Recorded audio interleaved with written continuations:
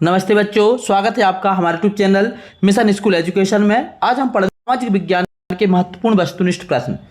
आज हम पढ़ेंगे लोकतांत्रिक राजनीति भाग 2, जिसका पाठ 1 है सत्ता की साझेदारी। आपको पता है आपकी त्रैमासिक परीक्षा में, वार्षिक परीक्षा में, 6 परीक्षा में, सभी में 30 नंबर के ऑब्जेक्टिव प्रश्न आते हैं। तो उन्हीं ऑब्जेक्टिव प्रश्न को आज हम यहाँ पर देखेंगे और आपको हल करवाएंगे। आप सभी से रिक्वेस्ट है, वीडियो पसंद आए तो इसको लाइक कर लें, साथ ही हमारे चैनल को सब्सक्राइब कर लें। वीडियो के अंत तक जरूर बने रहें, तभी आपको जब आप पूरा वीडियो देखेंगे तो आपके नंबर अच्छे आ पाएंगे। तो शुरू करते हैं आज का वीडियो, बढ़ते हैं पहले प्रश्न की तरफ। हमारे पाठ का नाम है आज सत्ता की साझेदारी। तो बच्चों, आज का हमारा पहला प्रश्न है, सामुदायिक सरकार की व्यवस्था किस देश में है? ऑप्शन है लेबनान, श्रीलंका में, बेल्जियम में या भारत में। तो सामुदायिक सरकार की व्यवस्था है जो वह बेल्जियम में है। हमने पढ़ा था बेल्जियम में 3 स्तर की सरकार होती है, जिसमें एक सरकार है सामुदायिक सरकार, जो अपने क्षेत्र की भाषा, अपने क्षेत्र के धर्म के लिए काम करती है। अगला प्रश्न है, इनमें से लोकमत के मार्ग में बाधा है? लोकमत मतलब लोकतंत्र। लोकमत के मार्ग में बाधा क्या है? जातिवाद, जागरूकता, शिक्षा या स्वतंत्रता। तो लोकमत में जो बाधा है वह जातिवाद है। ऑप्शन नंबर का हमारा सही उत्तर है। बढ़ते हैं हम अपने अगले प्रश्न की तरफ। हमारा आज का अगला प्रश्न है, यूरोपीय संघ का मुख्यालय है? यूरोपीय संघ का मुख्यालय कहाँ है? यूरोपीय संघ का मुख्यालय है बेल्जियम में। बेल्जियम जो है वह ब्रुसेल्स की राजधानी है, तो हमको याद रख लेना है बेल्जियम में जो है आपका यूरोपीय संघ का मुख्यालय है। अगला प्रश्न है, बेल्जियम किस महाद्वीप में स्थित है? बेल्जियम जो है आपका यूरोप महाद्वीप में स्थित है। ऑप्शन नंबर ग हमारा राइट उत्तर होगा। हमारा अगला प्रश्न है, श्रीलंका का प्राचीन नाम क्या है? तो श्रीलंका का जो प्राचीन नाम है वह है ऑप्शन नंबर का सीलोन।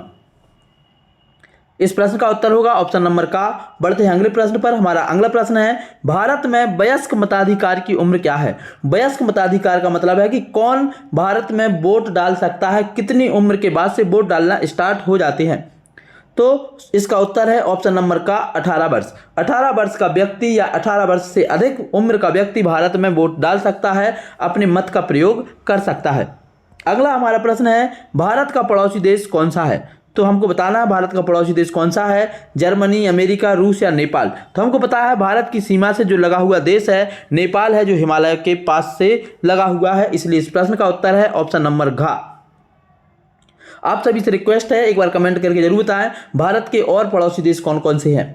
अगला हमारा प्रश्न है, शासन के विभिन्न अंग कितने हैं? हमें पढ़ना है शासन के विभिन्न अंग कितने हैं। तो इस प्रश्न का उत्तर है ऑप्शन नंबर ग। हमने पढ़ा है शासन के जो 3 अंग होते हैं, विधायिका, कार्यपालिका और न्यायपालिका, इसलिए इस प्रश्न का उत्तर है ऑप्शन नंबर 3। बढ़ते हैं अगले प्रश्न पर। हमारा अगला प्रश्न है, शासन के विभिन्न अंगों के बीच सत्ता के बंटवारे को क्या कहते हैं? शासन के विभिन्न अंगों के बीच जो सत्ता का बंटवारा होता है उसको बोलते हैं सत्ता का क्षैतिज वितरण। ऑप्शन नंबर ग हमारा राइट उत्तर है। अगले प्रश्न पर बढ़ते हैं। हमारा अगला प्रश्न है, बेल्जियम में सामान्यतः कौन सी 2 भाषाएं बोली जाती हैं? फ्रेंच और अंग्रेजी, फ्रेंच और डच, डच और अंग्रेजी, डच और सहेली।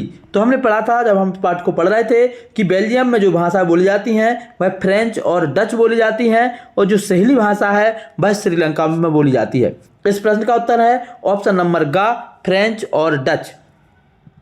इसी के साथ हमने ऑब्जेक्टिव प्रश्न कंप्लीट किए।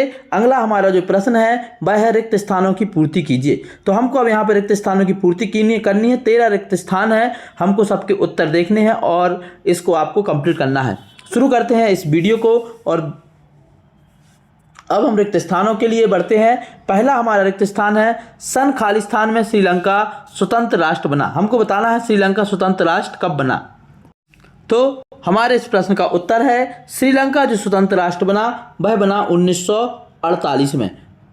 आपको इसको याद कर लेना है। अगला प्रश्न है, श्रीलंका में गृह युद्ध की समाप्ति किस वर्ष हुई? तो श्रीलंका में जो गृह युद्ध की समाप्ति हुई थी वह हुई थी सन 2009 में। यहाँ पर खालिस्तान में आपका आ जाएगा 2009। अगला हमारा है, श्रीलंका में खालिस्तान को एकमात्र राजभाषा घोषित कर दिया गया। तो श्रीलंका की जो राजभाषा घोषित की गई थी वह की गई थी सहेली। तो हम इस खालिस्तान भर देंगे सहेली। अगला हमारा प्रश्न है, बेल्जियम में अल्पसंख्यक खालिस्तान भाषी लोग तुलनात्मक रूप से ज़्यादा समृद्ध और ताकतवर थे। तो हमको बताना है कि बेल्जियम में जो लोग संख्या में तो कम थे लेकिन ताकतवर ज़्यादा थे, वह कौन से लोग थे? जो फ्रेंच भाषा बोलते थे, इसलिए उनको फ्रेंच भाषी लोग भी कहा गया। अगला खालिस्तान है, सरकार के विभिन्न स्तरों पर सत्ता की साझेदारी खालिस्तान विभाजन कहलाती है। तो जो है सरकार के विभिन्न स्तरों पर सत्ता की साझेदारी को खालिस्तान विभाजन कहलाती है। तो कौन सा विभाजन कहलाती है? यह कहलाती है संघीय विभाजन। इसका उत्तर हो जाएगा संघीय विभाजन। संघीय विभाजन में क्या होता है आप अगले जो पार्ट में देखेंगे, पूरा आपका पार्ट का नाम ही संघवाद है। इसके बारे में विस्तार से बताया जाएगा किस तरीके से सरकार के विभिन्न स्तर होते हैं। केंद्र स्तर पर पूरे देश की सरकार होती है, राज्य स्तर पर प्रदेश की सरकार होती है। ये सारी चीजें आप अगले अध्याय में देखेंगे। इसका उत्तर है संघीय। अगला प्रश्न है बेल्जियम में खालिस्तान सरकार विभिन्न सामाजिक समूहों के बीच सत्ता की साझेदारी का एक अच्छा उदाहरण है। तो बेल्जियम में जो सामुदायिक सरकार है, सामुदायिक सरकार जो बेल्जियम में है, वह विभिन्न सामाजिक समूहों के बीच सत्ता की साझेदारी का एक अच्छा उदाहरण है। प्रश्न नंबर हमारा इसका खालिस्तान नंबर 7 है। 1950 और 1960 के दशक में खालिस्तान और खालिस्तान बोलने वाले समूहों के बीच तनाव बढ़ने लगा। ऑप्शन जो हमारा खालिस्तान नंबर 7 है, इसका उत्तर है 1950 और 60 के दशक में फ्रेंच और डच बोलने वालों के बीच बेल्जियम में संघर्ष बढ़ने लगा और वहाँ पर गृह युद्ध की स्थिति बन गई। लेकिन वहाँ की सरकार ने बड़ी आसानी से जो है वहाँ के लोगों को जो है समझा करके और गृह युद्ध को टाला और बाद में वहाँ पर सही तरीके से एक लोकतांत्रिक सरकार बनी। अगला हमारा प्रश्न है खालिस्तान नंबर 8 है। सत्ता की साझेदारी खालिस्तान की आत्मा है। सत्ता की साझेदारी किस चीज़ की आत्मा है? तो ऑप्शन नंबर जो प्रश्न नंबर 8 है, इसका ऑप्शन है लोकतंत्र। लोकतंत्र की आत्मा जो कहा गया है वह कहा गया है सत्ता की साझेदारी को। अगला हमारा है केंद्र और राज्य सरकारों के अलावा बेल्जियम में तीसरे स्तर की सरकार को खालिस्तान सरकार कहते हैं। तो हमने पढ़ा है कि केंद्र और राज्य सरकार के अलावा बेल्जियम में जो तीसरे स्तर की सरकार है उसको सामुदायिक सरकार बोलते हैं। उत्तर हो जाएगा सामुदायिक सरकार। वही सरकार जो भारत में क्षेत्रीय सरकार या पंचायती राज की सरकार कहलाती है, बेल्जियम में उसी को बोलते हैं सामुदायिक सरकार। अगला है फ्लेमिश इलाके में लोग खालिस्तान भाषा बोलते थे। हमको बताना है कि फ्लेमिश इलाके में लोग कौन सी भाषा बोलते थे। तो जो फ्लेमिश इलाके के लोग थे वह डच भाषा बोलते थे। इसका उत्तर हो जाएगा डच। श्रीलंका में सर्वाधिक खालिस्तान धर्म के लोग हैं। तो हमने पढ़ा था श्रीलंका में जो सर्वाधिक धर्म के लोग थे वह थे आपके बौद्ध धर्म के। दूसरे नंबर पर थे वहाँ पर जो लोग थे वह हिंदू और हिंदू के अलावा श्रीलंका में सर्वाधिक जो लोग थे वह बौद्ध धर्म के लोग थे। इस प्रश्न का उत्तर आ जाएगा बौद्ध धर्म। अगला प्रश्न है खालिस्तान के संविधान में स्पष्ट प्रावधान है कि केंद्रीय सरकार में डच और फ्रेंच भाषी मंत्रियों की संख्या समान होगी। तो हमारा 12वें नंबर का जो प्रश्न है यह खालिस्तान है, इसका उत्तर है बेल्जियम। बेल्जियम के संविधान में यह स्पष्ट प्रावधान है कि वहाँ पर जो केंद्रीय सरकार होगी, केंद्र का मंत्रिमंडल होगा, उसमें दोनों भाषाओं को बोलने वालों की संख्या समान होगी। अगला खालिस्तान है राजनीतिक दल के अलावा विभिन्न खालिस्तान सरकार की नीतियों और निर्णयों को प्रभावित करते हैं। तो दबाव समूह जिनको हम अंग्रेजी में बोलते हैं प्रेशर ग्रुप, वही जो है दबाव समूह का काम करते हैं और सरकार की नीतियों और निर्णयों को प्रभावित करते हैं। ये दबाव समूह किसी जाति के नाम पर हो सकते हैं, किसी धर्म के नाम पर हो सकते हैं, किसी भाषा के नाम पर हो सकते हैं, या किसी एक विचारधारा के नाम पर हो सकते हैं, किसी क्षेत्र के नाम पर हो सकते हैं। इन्हीं को हम दबाव समूह कहते हैं। जैसे हम एक दबाव समूह का नाम लिया, हमने नाम लिया मजदूर संघ। मजदूरों का पूरा जो संगठन है देश का वह एक दबाव समूह का काम करेगा। एक कर्मचारियों का संघ है तो वह एक दबाव समूह का काम करेगा। तो ऐसे समूह को बोलते हैं हम दबाव समूह। इसी के साथ हमने खालिस्तान कंप्लीट किए। अब हमारा अगला जो प्रश्न है वह है एक शब्द या एक वाक्य में उत्तर। एक शब्द या एक वाक्य में हमारा जो पहला प्रश्न है श्रीलंका की आबादी में सबसे बड़ा हिस्सा है। तो श्रीलंका की आबादी में सबसे बड़ा हिस्सा है वह सहेली भाषी लोगों का है। अगला प्रश्न है लोकतंत्र का सबसे अहम परिणाम क्या हुआ। लोकतंत्र का सबसे अहम परिणाम हुआ उत्तरदायी, जिम्मेदार और वैध शासन। जब हम लोकतंत्र की सरकार चुनते हैं तो वह हमारे प्रति उत्तरदायी भी होती है, जिम्मेदार भी होती है और एक तरीके से वैध होती है, मतलब कानूनी रूप से मान्य होती है, नियम के हिसाब से होती है। अगला है बहुसंख्यकवाद के सिद्धांत के कारण गृह युद्ध हुआ। तो बहुसंख्यकवाद के कारण गृह युद्ध जो हुआ था वह हुआ था श्रीलंका में। श्रीलंका में हमने देखा था कि सहेली भाषी बौद्ध धर्म के लोग, बाकी वहाँ पर अल्पसंख्यक धर्म या जो तेलुगु भाषा बोलने वाले लोग थे, उनसे उनकी आपस में जो है विवाद हुआ और वहाँ पर गृह युद्ध हुआ, जो कि सन 2009 तक चला। इसका उत्तर है श्रीलंका में। अगला प्रश्न है, श्रीलंका की कुल आबादी में सहेलियों और तमिल की आबादी का क्या अनुपात है? तो श्रीलंका में जो सहेली हैं वह 74% हैं और जो तमिल हैं वह आपके 18% हैं। अगला है, बेल्जियम को स्वतंत्रता कब प्राप्त हुई? बेल्जियम को जो स्वतंत्रता प्राप्त हुई वह बेल्जियम को स्वतंत्रता मिली थी 4 अक्टूबर 1830। इसका उत्तर है 4 अक्टूबर 1830 को बेल्जियम को स्वतंत्रता प्राप्त हुई। अगला हमारा प्रश्न है, बेल्जियम में मुख्य रूप से कौन सी भाषाएं बोली जाती हैं? तो बेल्जियम में मुख्य रूप से 3 भाषाएं बोली जाती हैं, डच, फ्रेंच और जर्मनी। इसका उत्तर हो जाएगा डच, फ्रेंच और जर्मनी। अगला प्रश्न है, बेल्जियम में सामुदायिक सरकार का चुनाव कौन करता है? तो बेल्जियम में सामुदायिक सरकार का जो चुनाव करते हैं एक ही भाषा के बोलने वाले लोग करते हैं बेल्जियम में सामुदायिक सरकार का चुनाव। अगला प्रश्न है, श्रीलंका में सत्ता की साझेदारी का क्या आधार है? श्रीलंका में सत्ता की साझेदारी का आधार जो था वह था बहुसंख्यकवाद, मतलब जिनकी अधिक संख्या थी उनको ज़्यादा हिस्सा दिया गया। अगला प्रश्न है, श्रीलंका की राजधानी क्या है? तो श्रीलंका की राजधानी है कोलंबो।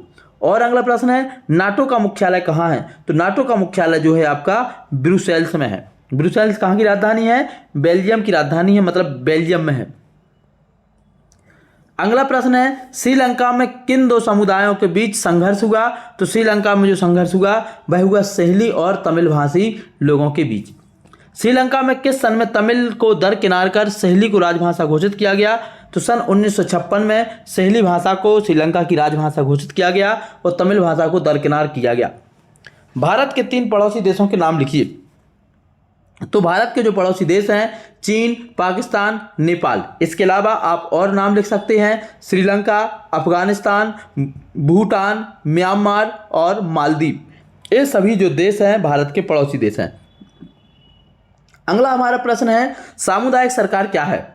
सामुदायिक सरकार का मतलब होता है एक सरकार जिसका शाब्दिक अर्थ है लोगों द्वारा शासित, उसी को बोलते हैं सामुदायिक सरकार।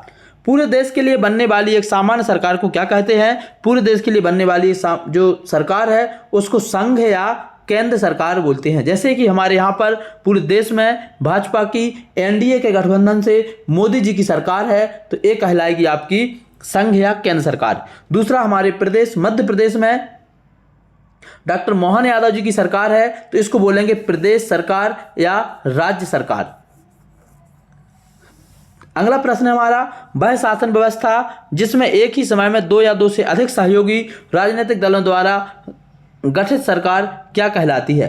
एक साथ 2 या 2 से अधिक सहयोगी राजनीतिक दलों द्वारा गठित सरकार कहलाती है गठबंधन की सरकार। ऑप्शन नंबर इसका जो उत्तर है वह है गठबंधन की सरकार।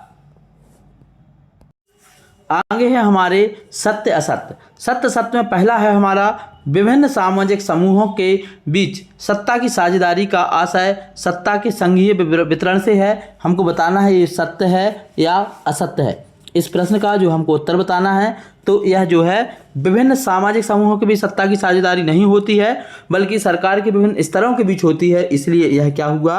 आपका असत्य हुआ। अगला है, यूरोपीय संघ का मुख्यालय ब्रुसेल्स में है, तो बिल्कुल यूरोपीय संघ का मुख्यालय ब्रुसेल्स में है, इसलिए यह सत्य है।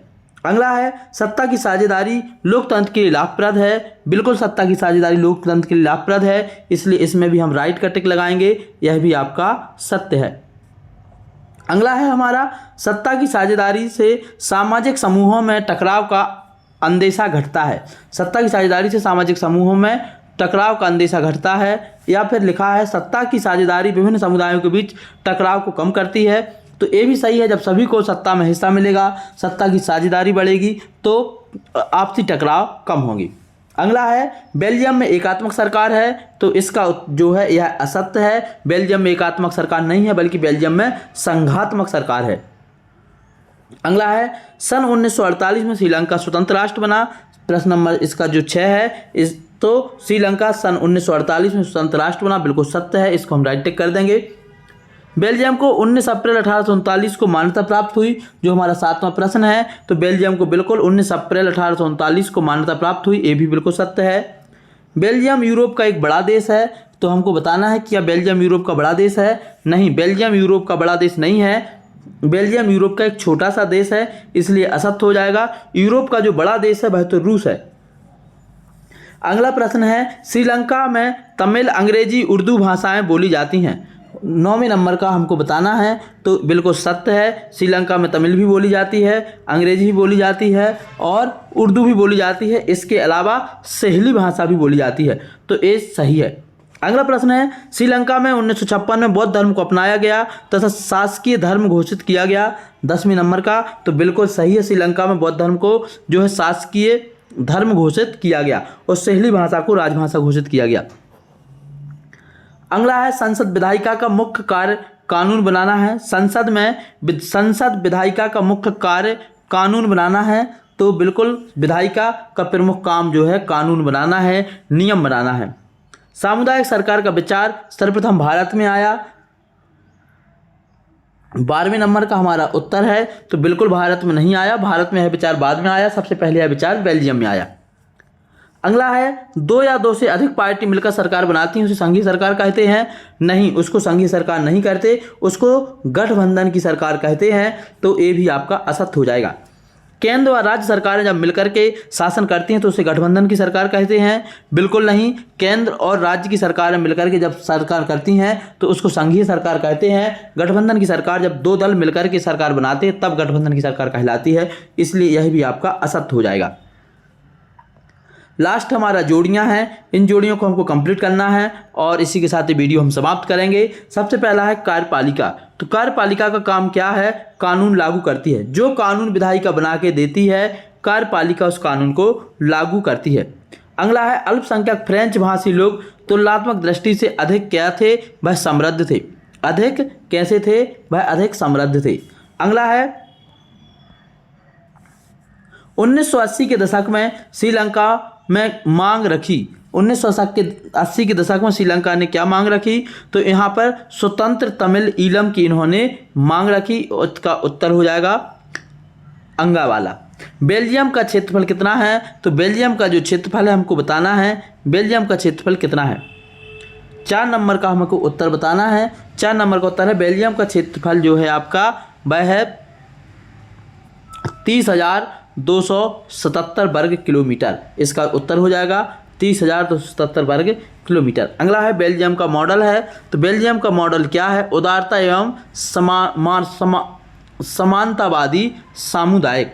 यही इसका उत्तर हो जाएगा कि बेल्जियम का जो मॉडल है वह है उदारता व समानतावादी सामुदायिक। बेल्जियम तथा श्रीलंका की मुख्य समस्या क्या थी?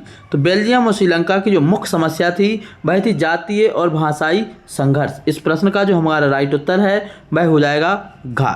इसी के साथ हमने पूरे विकल्प कंप्लीट कर लिए। इस वीडियो को आप अंत तक जरूर देखें ताकि आपको तिमाही परीक्षा में जो प्रश्न आने वाले हैं 100% इसी में से आएंगे। इसके बाहर से आ जाएं तो आप चैनल को अनसब्सक्राइब करके चले जाइएगा, दोबारा कभी मत आइएगा। आज के इस वीडियो में इतना ही। जय हिंद।